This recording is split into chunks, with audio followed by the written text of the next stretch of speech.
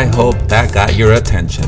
So you want to VR30 Trans swap your G37 or 370Z. Let me tell you how I did it and the approximate cost per part in the full total at the end. I'm not going to go over tools you need here, but I will put a list of stuff in the description, so let's get started. First, of course, you need a VR30 transmission with the torque converter and if possible with the shifter lever rod. If you don't get this, you'll have to modify the one off of the G37 Trans. Not a huge deal, but just making you aware of this. I found my Trans on eBay and I had it delivered to my house from Florida, but I would suggest you try to source one locally to you. This way you can do a visual inspection and you don't have to pay for shipping. The following 7 items I got at my local Infiniti Dealer. You'll need a Trans oil pan gasket, a Trans pan drain and refill crush washer. I believe the drain bolt and washer is sold together as a combo. And finally, 4 Trans inlet and outlet lines copper washers, 2 for each line. Next, you'll need an aluminum one-piece driveshaft for a G37 coupe automatic.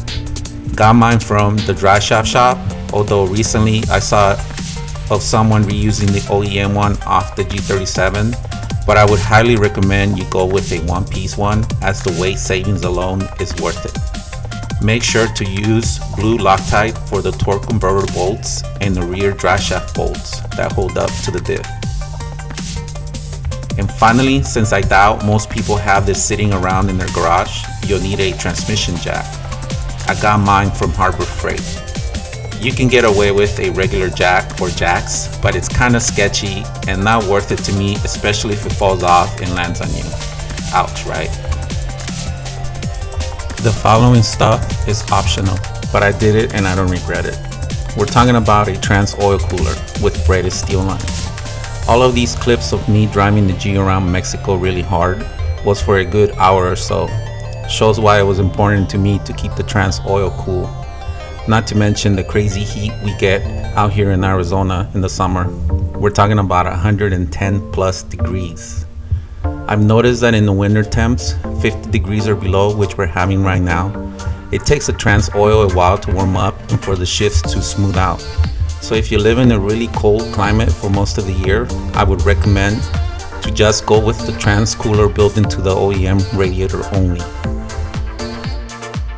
Next, you'll need 2 10AN adapters to connect the cooler line to the Trans line, the one that connects to the rubber hose that goes to the Trans cooler built into the radiator.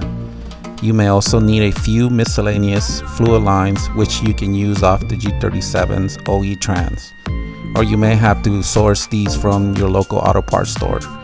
You'll figure this out as you go along in your install. Next, you will need to get 1 stainless steel hose barb splitter. You may be able to eliminate this if you connect this end to this end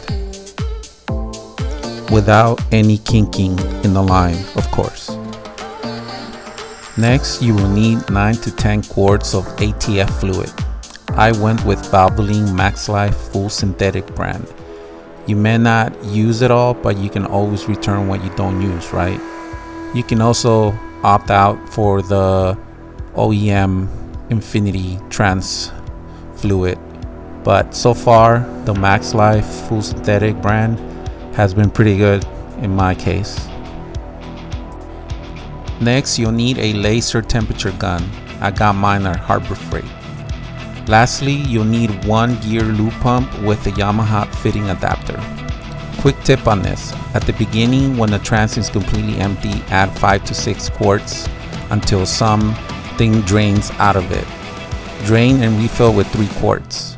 Run the Trans through all the gears until the operation temperature gets to 109 degrees and pump more Trans fluid until there is a drip.